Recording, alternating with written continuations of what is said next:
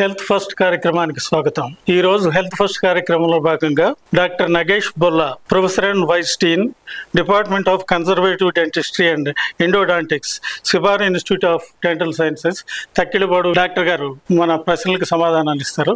నమస్కారం డాక్టర్ గారు. నమస్కారం. ఈ రోజు అంశం దంతాలు పుచ్చిపోవడం, చికిత్సా విధానం. డాక్టర్ గారు, దంతక్షయం అంటే ఏమిటండి?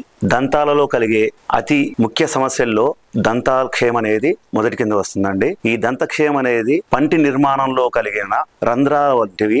ఆ రంధ్రాల్లో బ్యాక్టీరియా పేరుకోవటం, ఆహారం పేరుకోవటం వల్ల ఈ బ్యాక్టీరియా ఆహారాన్ని ఉపయోగించుకొని వివిధ రకమైన ఆమ్లాలు అంటే యాసిడ్స్ ప్రొడ్యూస్ చేయటం వల్ల పంటిలో కలిగి ఉన్న ఆర్గానిక్, ఇనార్గానిక్ సబ్స్టెన్స్ అంటే కాల్షియం, వాటి మినరల్స్, వాటిని తొలగించడం ద్వారా కానీ ఆర్గానిక్ సబ్స్టెన్స్ని కరిగించడం ద్వారా కానీ పంటిలో రంధ్రాలు ఏర్పడి బ్యాక్టీరియా నివాసానికి యోగ్యమైన సూక్ష్మ రంధ్రాలుగా ఏర్పడటాన్ని దంతక్షయం అంటారండి.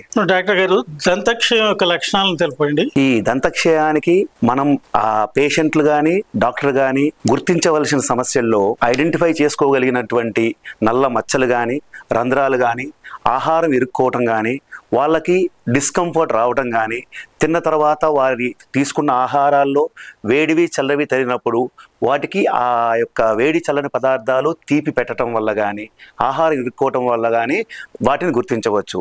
లేదా డాక్టర్ దగ్గరికి వచ్చినప్పుడు ఆ దంతాలని విజువల్ అండ్ టాక్టైల్ సెన్స్ అంటే వాళ్ళ దగ్గర ఉన్న పరికరాల ద్వారా ఆ దంతాలని, ఆ పిప్పిపళ్ళని గుర్తించడం కానీ, విజువల్ అండ్ టాక్టైల్ సెన్స్ ప్రకారము చూసి దాంట్లో ఉన్న పిప్పి పన్నును గుర్తించడం కానీ, లేదా ఎక్స్రే తీసుకొని ఆ దంతక్షయం ఎంతవరకు అంటే లోపల ఉన్న గుజ్జు లేదా పల్ప్ వాటిలో ఉన్న నరం వరకు ఎంతవరకు వెళ్ళిందో చూసి వాటిని గుర్తించడం ద్వారా కానీ, లేదా లైట్ ట్రాన్స్ఇల్యుమినేషన్ దంతానికి వెనక భాగంలో లైట్ని ప్రసారణ చేయటం వల్ల లోపల ఉన్న ఆ యొక్క పొరల నుంచి పుచ్చిపోయిన పదార్థం అనేది డార్కిష్గా కనపడటం అనేది ట్రాన్స్ఇల్యుమినేషన్ ప్రాసెస్. లేదా ఇంట్రాఓరల్ కెమెరాస్, ఆ కెమెరాస్ ద్వారా కూడా, లేదా కేరీ స్కాన్ ప్రో అనే దాని ద్వారా కూడా దంతాలు పుచ్చిపోయిన దంతాలని గమనించడం జరుగుతుంది. డాక్టర్ గారు, దంతక్షయం రావడానికి గల కారణాలను వివరిస్తారా? ఈ దంతక్షయం అనేది మల్టీఫ్యాక్టోరియల్, చాలా కారణాల వల్ల దంతక్షయం జరుగుతుంది. ఒకటి, దంతాలు క్రమ పద్ధతిలో అంటే నిర్మాణంలో ఉన్నప్పుడు ఆ పోషకాహారాల వల్ల దంతాలు పటిష్టంగా ఏర్పడటం అనేది మొదటి కారణం. అంటే హోస్ట్ అంటే దంతం ఉండటం అనేది కంపల్సరీ ఉండాలి. రెండవది బ్యాక్టీరియా, ఈ హానికరమైన బ్యాక్టీరియా దంతాల మీద అతుక్కొని ఉండటం కానీ, లేదా ఈ సూక్ష్మ రంధ్రాల్లో ఈ యొక్క బ్యాక్టీరియా నివాసానికి అనుగుణంగా ఉండటం కానీ, లేదా ఈ బ్యాక్టీరియాకి ఆహార పదార్థాలు అంటే పోషక పదార్థాలు వాటి కూడా సర్వైవల్ కోసం కానీ ఆహారం కావాల్సి వచ్చినప్పుడు మనం రిఫైన్డ్ ఫుడ్స్, ఈ యొక్క చక్కెర సంబంధించిన పదార్థాలు, చక్కెర కలిగి ఉన్న పదార్థాలని మనం ఫ్రీక్వెంట్గా తీసుకోవటం వల్ల వాటికి ఎక్కువగా ఆహారం సప్లై చేసిన వాళ్ళం అవుతాం. ఈ ఆహార సప్లై బ్యాక్టీరియా అది నిల్వ ఉండటానికి కలిగిన సూక్ష్మ రంధ్రాల్లో అది ఉండటం మూలంగా వీటి ఎక్కువ కాలం టైం ఫ్యాక్టర్ వల్ల స్లోగా ఆ బై ప్రోడక్ట్గా బ్యాక్టీరియా నుంచి బయటికి వచ్చే ఆమ్లాలు, యాసిడ్స్ పంటి మీద కలిగి ఉన్న ఎనామిల్, డెంటిన్ అనే ఆర్గానిక్, ఇనార్గానిక్ సబ్స్టెన్స్ని తొలగించడం, తినివేయటం ద్వారా ఈ పిప్పి పన్ను మొదలవడం జరుగుతుందండి. డాక్టర్ గారు, దంతక్షయం యొక్క గుర్తింపు పద్ధతులను వివరించండి. దంతక్షయాన్ని మనం గుర్తించుటకు చాలా అంటే రేడియోగ్రాఫికల్గా, నాన్ రేడియోగ్రాఫికల్గా ఐడెంటిఫైయింగ్ ది ప్రాబ్లమ్స్ అంటే దంతక్షయాన్ని ఎలా గుర్తించాలనే దానికి అధునాతన పద్ధతులు, పూర్వకాల పద్ధతులు అంటే మనం చూసి కానీ, లేదా మన దగ్గర ఉన్న ఇన్స్ట్రుమెంట్స్ ద్వారా ఆ దంతక్షయం ఎక్కడుందో తెలుసుకొని కానీ, లేదా కెమెరాస్, ఇంట్రాఓరల్ కెమెరాస్ అనే పద్ధతుల ద్వారా ఆ కెమెరాని లోపల స్కాన్ చేయటం వల్ల ఆ స్కాన్ చేసిన ఆ కెమెరాస్ ద్వారా మనం ఆ పేషెంట్కి ఎంతవరకు దంతక్షయం జరిగిందో, ఎక్కడెక్కడ దంతక్షయం జరిగిందో, అది ఎక్కడ రంగు మారి ఉన్నదో, సాధారణ రంగు కంటే నలుపు పదార్థం ఎక్కడ ఉందో దాన్ని ఐడెంటిఫై చేయటం కానీ, ఈ యొక్క పంటి నిర్మాణాత్మకంగా కలిగి ఉన్న డీప్గా ఉన్న పిట్స్ అండ్ ఫిషర్స్ అంటే రంధ్రాలు, ఆ ఫిషర్స్ని మనం ఈజీగా కెమెరాస్ ద్వారా కానీ, ఎక్స్రే ద్వారా కానీ, విజువల్ అండ్ టాక్టైల్ సెన్స్ ద్వారా కానీ చూడటం వల్ల దంతక్షయం ఎక్కడెక్కడ ఉందో తెలుసుకోవచ్చు.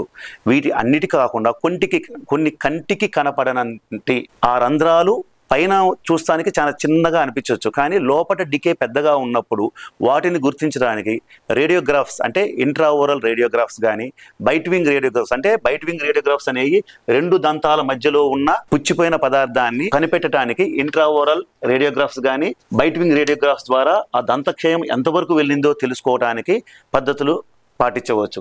అలా కాకుండా ఈ యొక్క ఇంట్రాఓరల్ కెమెరా ద్వారా ఆ పేషెంట్కి అంటే ఎవరైతే దంతక్షయం ఉందో వాళ్ళకి మనం చెప్పొచ్చు ఎంతవరకు మీ దంతక్షయం జరిగింది, ఇది లోపల ఉన్న భాగాల్లో ఎంత భాగం వరకు తినేసింది, ఎంత భాగం వరకు ఆ యొక్క దంతక్షయం జరిగింది, వాటిని నివారణ పద్ధతులు ఎలా తెలుసుకోవచ్చు, ఎలా నివారించవచ్చు, దాన్ని ఫర్దర్గా లోపల ఉన్న పల్ప్ కానీ గుజ్జు కానీ నరం కానీ అక్కడి వరకు వెళ్లకుండా ఆ దంతక్షయాన్ని నిరోధించడానికి ఇలాంటి గుర్తింపు పద్ధతుల ద్వారా మనం ట్రీట్మెంట్లు తీసుకోవచ్చు. డాక్టర్ గారు, ప్రారంభ దశలో దంతక్షయ నివారణకు పాటించే చికిత్సా విధానాల గురించి వివరిస్తారా? ప్రారంభ దశలో డెంటల్ కేరీస్ అనేది ప్రివెంటివ్ డెంటల్ కేరీస్ కింద వస్తుందండి. ప్రివెన్షన్ అంటే ఆల్వేస్ డిసీజ్ రాకముందే డిసీజ్ వస్తుంది అని కనిపెట్టడం. అది ఎలా జరుగుతుందంటే నిర్మాణ దశలో ఉన్న దంతాలకి మనకి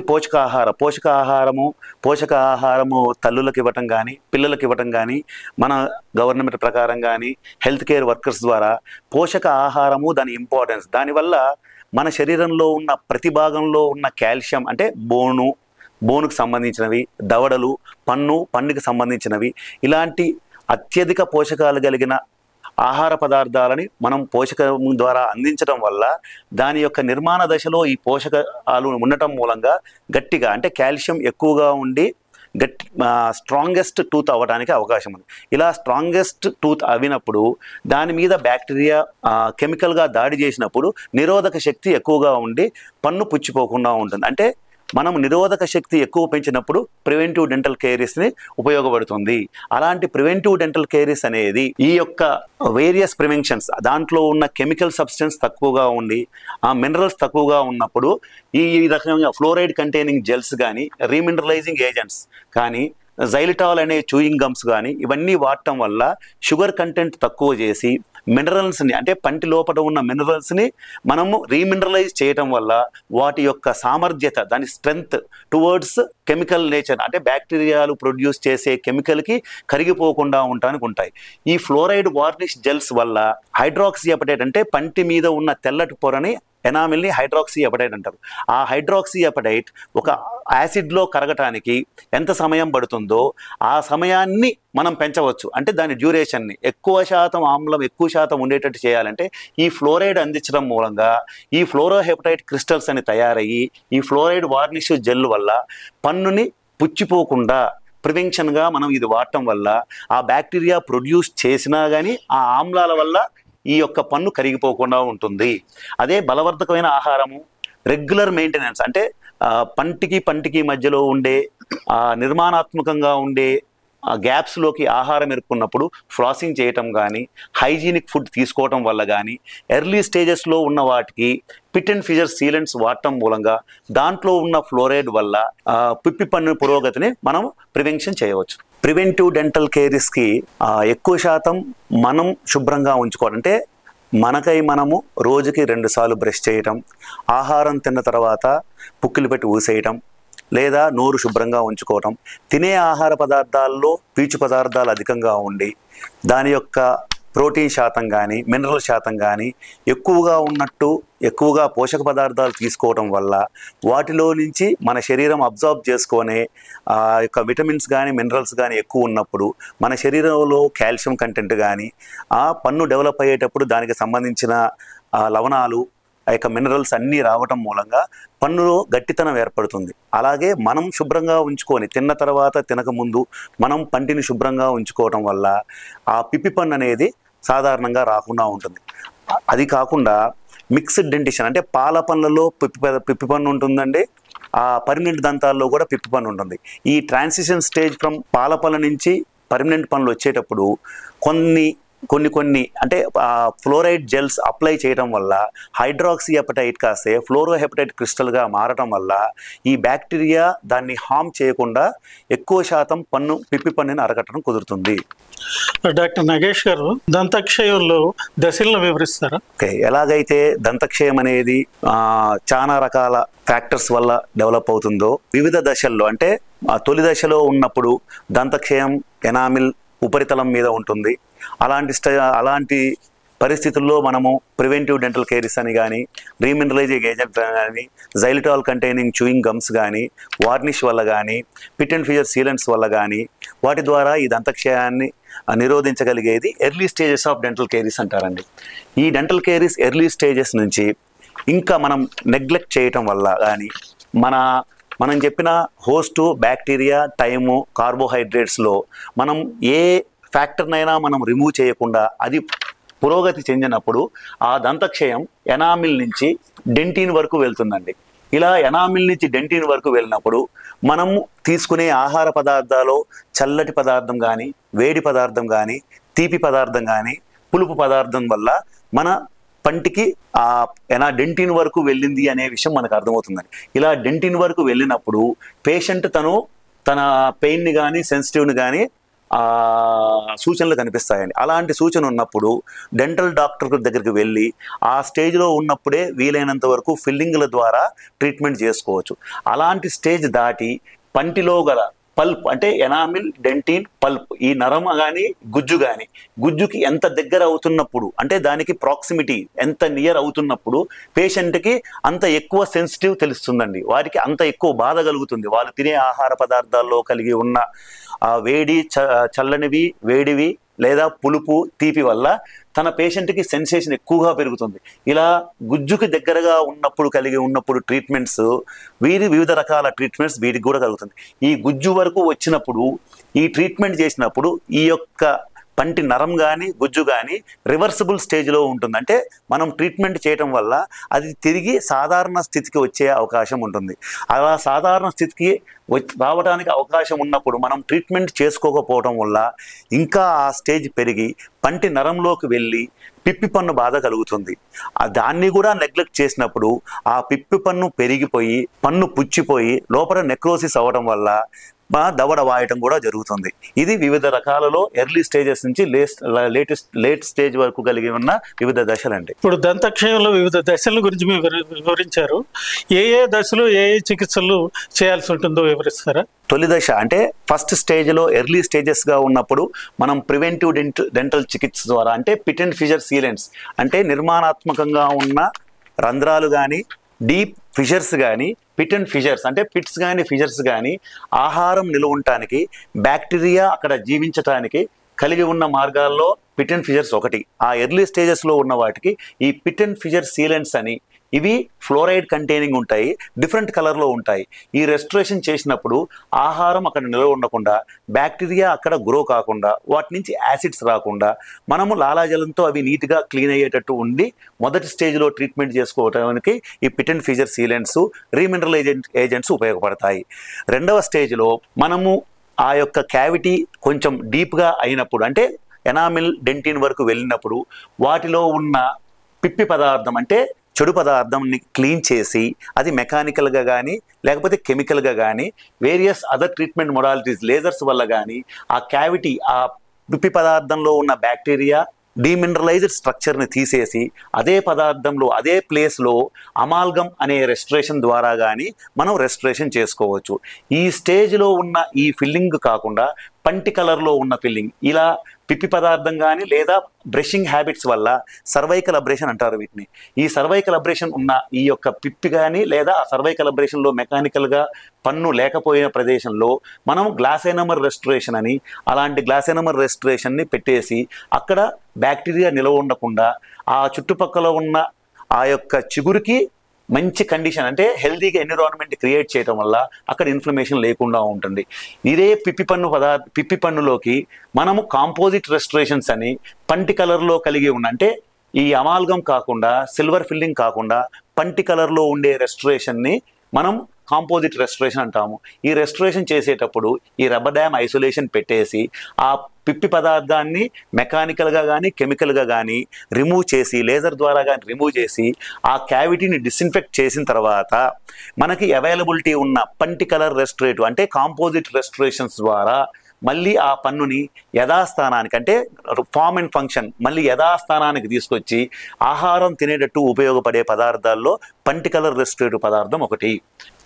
ఈ రెస్టరేషన్స్ చేసేటప్పుడు ఆ యొక్క ప్రాక్సిమిటీ థర్డ్ స్టేజ్లో ఎనామిల్ డెంటిన్ నుంచి ఆ లోపట ఉన్న గుజ్జు అంటే పల్ప్ దగ్గరికి, అంటే ఈ యొక్క పల్ప్ దగ్గరికి ఈ లోపట ఉన్న గుజ్జు నరానికి ఎంత దగ్గరగా ఉందో మనం ఎక్స్రే ద్వారా తెలుసుకొని ఈ పుచ్చిపోయిన పదార్థానికి ఈ యొక్క నరానికి మధ్యలో ఒక థిన్ బ్యారియర్ ఉన్నప్పుడు ఆ ప్రదేశంలో కాల్షియం హైడ్రాక్సైడ్ కానీ మినరల్ ట్రయాక్సైడ్ అగ్రిగేట్ బయోసెరామిక్ మెటీరియల్స్ బేస్గా పెట్టడం వల్ల ఈ యొక్క పల్ప్కి రిపేర్ అవ్వటానికి, అంటే రిపేర్ అవ్వగలిగే యొక్క ఆ ప్రదేశంలో రిపేర్ అవ్వగలిగే మెటీరియల్ అంటే కాల్షియం హైడ్రాక్సైడ్ కానీ ఆ ఎంటీఏ కానీ వేసి ఇండైరెక్ట్గా అంటే పల్ప్ ఎక్స్పోజ్ కాకుండా పైన ఆ సబ్లేయర్ మెడికేటెడ్ సబ్లేయర్ వేసి దాని మీద బేస్ వేసి దాని మీద రెస్టరేషన్ చేయగలిగే స్థితిలో ఉన్నది. దాన్ని ఇండైరెక్ట్ పల్ప్ క్యాపింగ్ అంటారు.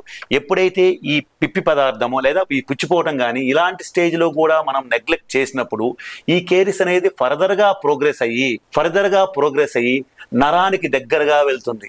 ఎప్పుడైతే లోపల ఉన్న గుజ్జుకి నరానికి దగ్గరగా వెళ్ళినప్పుడు దీనికి ఐడియల్గా మనం హీల్ అయ్యే కండిషన్స్ అంటే దాని యొక్క ప్రాబ్లమ్స్ లేకుండా ఆ యొక్క పల్ప్ మళ్ళీ రీజనరేట్ అవి కానీ రీవాస్కులరైజ్ అవి కానీ లేదా కాల్షియం బ్యారియర్ ఫామ్ అవటానికి కాల్షియం బ్యారియర్ ఫామ్ అయ్యి దాని యొక్క ఒరిజినల్ స్థితి అంటే పల్ప్ వైటల్గా ఉండటానికి ప్రయత్నించే పద్ధతుల్లో డైరెక్ట్గా ఎక్స్పోజ్ అయిన ప్లేస్లో డిస్ఇన్ఫెక్ట్ చేసి అదే ప్లేస్లో డైకార్ అనే కాల్షియం హైడ్రాక్సైడ్ కంటైనింగ్ మెడికమెంట్ పెట్టడం వల్ల కానీ ఎంటీఏ సింగిల్ విజిట్గా మనము ఎంటీఏ మినరల్ ట్రయాక్సైడ్ అగ్రిగేట్ అనే మెటీరియల్ పెట్టేసి ఈ ఎక్స్పోజ్ అయిన పల్ప్ స్థానాల్లో ఆ మెటీరియల్ పెట్టడం వల్ల బయట నుంచి టాక్సిన్స్ కానీ లోపల ఉన్న పల్ప్కి హెల్దీ ఎన్విరాన్మెంట్ అంటే బయోకంపాటబిలిటీ ఉండటం మూలంగా ఎంటీఏ కింద కాల్షియం బ్రిడ్జ్ ఫామ్ అవుతుంది. అలా కాల్షియం బ్రిడ్జ్ ఫామ్ అయ్యి లోపల ఉన్న వైటాలిటీ మెయింటైన్ అయ్యి పన్ను తన యొక్క జీవాన్ని ఎక్కువ కాలం ఉండటానికి చనిపోకుండా ఉండటానికి ఎక్కువ శాతం పన్ను మళ్ళీ సాధారణ స్థితికి రావడానికి కలిసే ఈ ప్రొసీజర్ని డైరెక్ట్ పల్ప్ క్యాపింగ్ ప్రొసీజర్ అంటారు. ఎప్పుడైతే ఈ డైరెక్ట్ పల్ప్ క్యాపింగ్ ప్రొసీజర్ అయిన తర్వాత దాని మీద పంటికల్ రెస్ట్రిక్షన్ వేసి తినటానికి అనుగుణంగా మనం చేసుకోవచ్చు.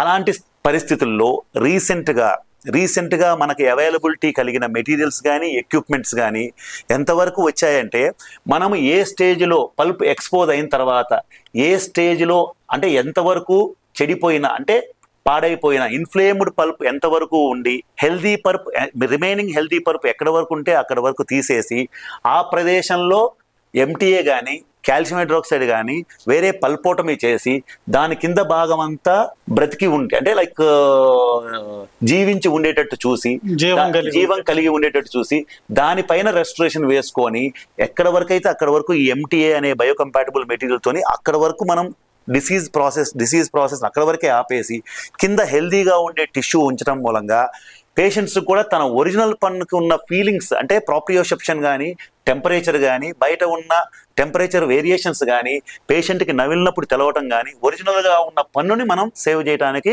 అవకాశం ఉందండి. డాక్టర్ గారు, పళ్ళకి మధ్య సందుల్లో తరచూ సిమెంట్ లాంటివి పెడతా ఉంటారు. అవి పోయి మళ్ళీ ఆహారం ఇరుక్కుని సమస్య వస్తుంటే దానికి పరిష్కారం ఏం చేయాలంటారు? పన్నులు నోటిలో ఉన్న అమరికని బట్టి దవడ దంతాలు ప్రీమోలార్స్ యాంటీరియర్ టూత్గా డివైడ్ అవుతాయండి.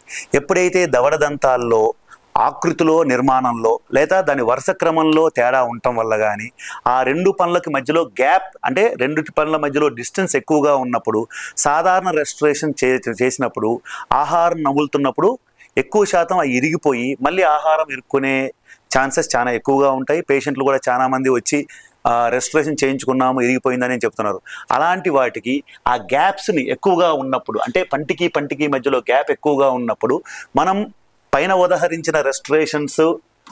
ఉదహరించిన రెస్టరేషన్ ఫిల్లింగ్స్ కూడా ఆ మాస్టిగేటరీ ఫోర్సెస్కి ఇరిగిపోయి తరచూ ప్రాబ్లం వచ్చే ఆ పేషెంట్లకి మనము సిరామిక్ కానీ మెటల్ కానీ ఇన్లేస్ రూపంలో అంటే ఎక్స్ట్రా ఓరల్గా వాటిని ప్రిపేర్ చేసి పక్క పన్నుతో కాంటాక్ట్ క్రియేట్ చేసి హెల్దీగా ఉండేటట్టు, ఆ ఆహారం ఇరుక్కోకుండా హెల్దీగా ఉండేటట్టు చేసేది ఒక ఇన్లే అండి. ఎక్కువ కస్ప్స్ అంటే 2-3 కస్ప్స్ ఇన్వాల్వ్ అయినప్పుడు వాటి మీద ఆన్లే అని ఈ 2 ఇండైరెక్ట్ రెస్ట్రిక్షన్ ద్వారా ఆ గ్యాప్ని రాకుండా మనం చేయొచ్చండి. డాక్టర్ గారు, రంగు మారిన దంతాలకి చికిత్సా విధానాలను వివరిస్తారా? పంటి రంగు మారడం అనేది సిస్టమిక్ గా ఉంటుందండి, లేకపోతే లోకల్ ఫ్యాక్టర్స్ ఉంటాయి. సిస్టమిక్ గా అంటే పన్ను డెవలప్ అయ్యేటప్పుడు దానికి కలిగిన నష్టాలు, దాని మీద నిర్మాణాత్మకంగా కలిగిన ప్రభావాల వల్ల, అంటే ఉదాహరణకి టెట్రాసైక్లిన్స్ కానీ లేకపోతే ఫ్లోరైడ్స్ వల్ల కానీ పంటి మీద రంగులు ఏర్పడే అవకాశం ఉంటుంది. ఆ వివిధ దశల్లో ఉన్న టెట్రాసైక్లిన్స్, వాటి స్ట్రెయిన్స్, దానివల్ల బ్రౌన్ కలర్ డిస్కలరేషన్స్, ప్యాచెస్, లేదా కాల్షియం డెఫిషియన్సీ ఉన్నప్పుడు హైపోప్లాస్టిక్ ప్యాచెస్, తెల్ల మచ్చలుగా ఉండే అవకాశం ఉన్నది. ఇలా తెలుపు మచ్చలు ఉండటం కానీ బ్రౌన్ మచ్చలు ఉండటం కానీ, టెట్రాసైక్లిన్ స్టెయిన్స్ అనేది ఆల్రెడీ ఓల్డెన్ డేస్లో వాడే tetracyclines now they are not using. So fluoride ఉండటం వల్ల కానీ, ఫ్లోరైడ్ అత్యధికంగా కలిగి ఉన్న ప్రదేశాల్లో ఈ ఫ్లోరోసిస్ వల్ల స్టెయిన్స్ రావటం కానీ, లేదా లోకల్ ఫ్యాక్టర్స్ అంటే ఆ లోకల్గా ఉండే వాళ్ళు తినే ఆహార పదార్థాన్ని బట్టి, పళ్ళు క్లీన్ చేసుకునే విధానాన్ని బట్టి లోకల్ ఫ్యాక్టర్స్ ద్వారా పళ్ళు రంగు మారేది, లేదా కలరింగ్ ఏజెంట్స్ అంటే మనము ఈ మధ్య తీసుకునే పదార్థాలలో ఎక్కువ శాతం మనం తీసుకునే ఆహారంలో కలరింగ్ ఏజెంట్స్ ఎక్కువగా ఉంటాయి. ఆ కలరింగ్ ఏజెంట్స్ పంటి మీద ఎక్కువగా పేరుకుపోవటం, దాన్ని శుభ్రం చేసుకోకపోవటం వల్ల పంటి మీద రంగు ఏర్పడుతుంది.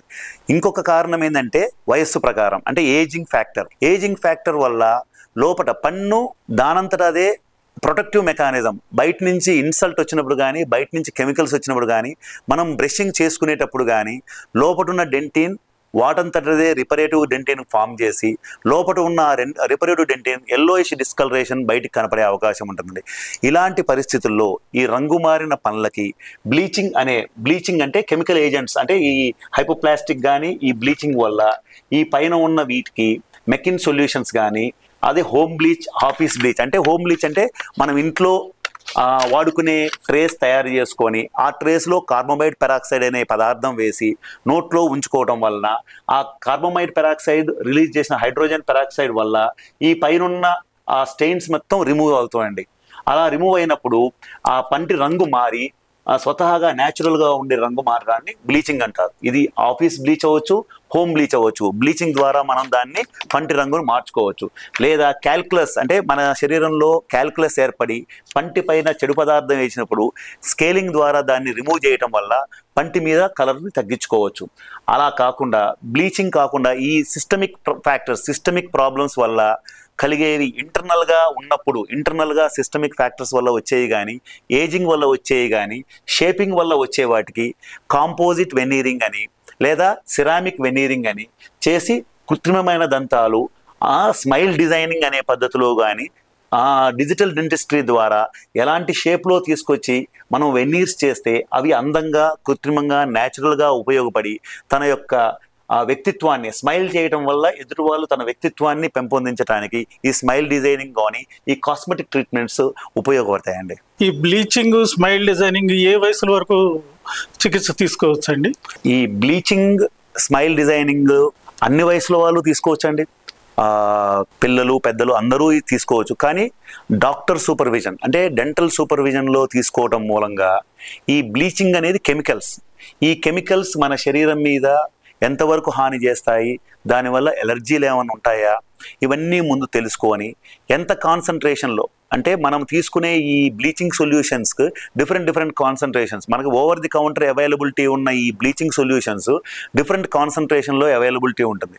ఆ స్టెయిన్స్ని బట్టి, అంటే ఆ రంగు మారిన పళ్ళు ఎలాంటి స్టేజ్లో ఉన్నాయి, వాటిలో కూడా స్టేజెస్ ఉంటాయండి. స్టేజ్ 1, స్టేజ్ 2, స్టేజ్ 3 అని ఉంటాయి.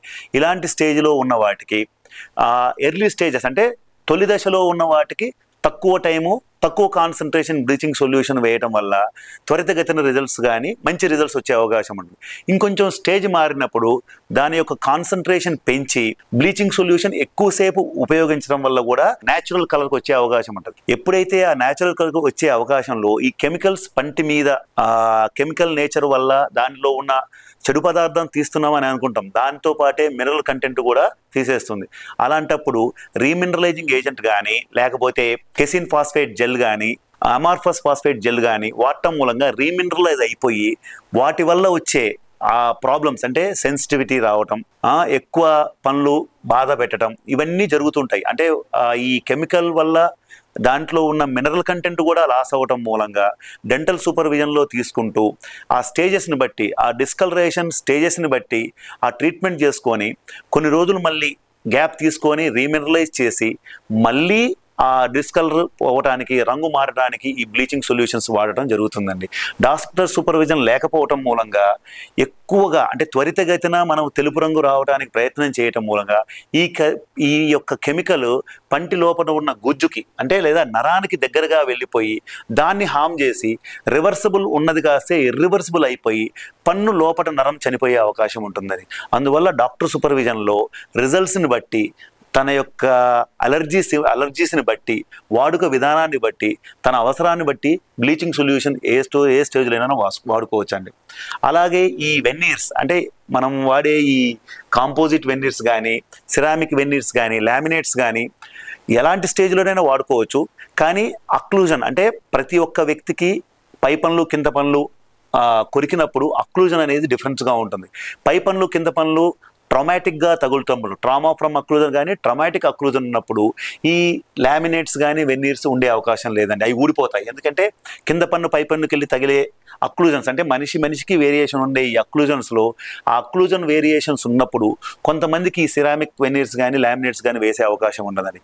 అలాంటివి ప్రాబ్లమ్స్ ఏమన్నా ముందు ఊహించి అలాంటి ప్రాబ్లం లేని వ్యక్తులకి ఏ స్టేజ్లోనైనా సరే స్మైల్ డిజైనింగ్ కోసం కానీ, కాస్మెటిక్ కోసం కానీ, replacement of the missing tooth కోసం కానీ ఈ లామినేట్స్ వెన్నీర్స్ వేసుకోవచ్చండి. డాక్టర్ నగేష్ గారు దంతక్షయం చికిత్సా విధానాల గురించి ప్రేక్షకులకి ఎంతో వివరంగా అందజేశారు. ధన్యవాదాలు. ధన్యవాదాలండి.